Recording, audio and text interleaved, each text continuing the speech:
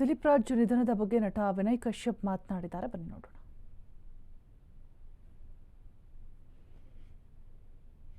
ಅಂದ್ರೆ ಅವ್ರಿಗೆ ಆಗ್ತಾ ಇರುವಂತಹ ಸಮಸ್ಯೆಗಳು,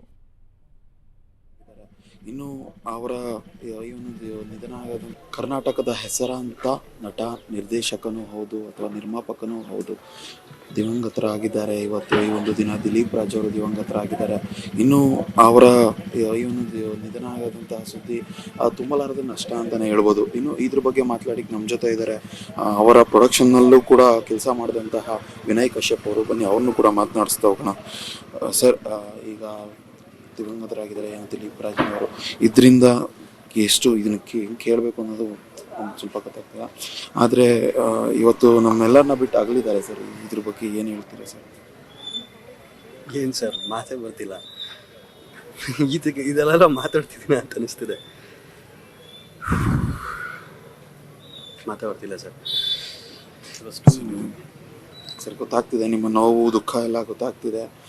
ಆದರೆ ಈ ಒಂದು ದಿನ ಕೊನೆಗೆ ನಮಗೂ ಕೂಡ ನಂಬಕ್ಕಾಗ್ತಿಲ್ಲ ಈ ಒಂದು ಸಂಗತಿ ಆಗಿರೋದು. ಬಟ್ ಆದ್ರೂ ಏನೋ ಒಂದು ವಿಧಿಯ ಆಟ ಅಂತಲೇ ಹೇಳ್ಬೋದು. ಅಚಾನಕ್ಕಾಗಿ ಒಂದು ಡೆತ್ ಆಗಿರೋದು.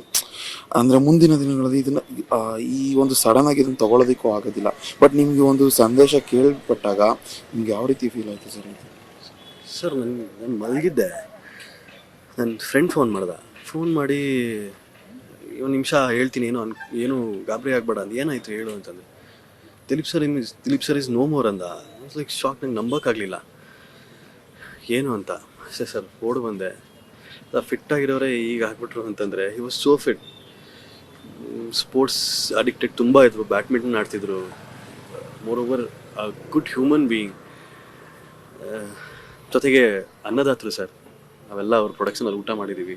ಸುಮಾರು ಜನ ಕೆಲಸ ಕೊಟ್ಟಿದ್ದಾರೆ. ಹಿಂಗಾಗಿ ಬರ್ತಿದ್ರು sir. Very small age. Appu sir ಹೆಂಗೋ ಇವರು ಹಾಗೆ ಅದೇ ಏಜು ಕೂಡ. And he was very good technician also. ಅಂದರೆ it's a huge loss for our television industry sir. ಅಷ್ಟೇ ಹೇಳಕ್ಕೆ ಇಷ್ಟಪಡ್ತೀನಿ ಸರ್. ಈಗ ನಿಮ್ಮನ್ನು ಈ ಒಂದು ಸಿಚುವೇಶನಲ್ಲಿ ಜಾಸ್ತಿ ಮಾತನಾಡಲಿಕ್ಕೂ ಇಷ್ಟಪಡಲ್ಲ, ಏನಕ್ಕೆ ಅಂದರೆ ದುಃಖದಲ್ಲಿದ್ದೀರಾ. Okay sir, fine sir. ಇದಿಷ್ಟು ವಿನಯ್ ಕಶ್ಯಪ್ ಅವರ ಮಾತು. ಕ್ಯಾಮ್ರಾ ಪರ್ಸನ್ ವಿಕಾಸ್ ಜೊತೆ ಜೀವನ್, ಅಶ್ವೇಗ ನ್ಯೂಸ್, ಬೆಂಗಳೂರು.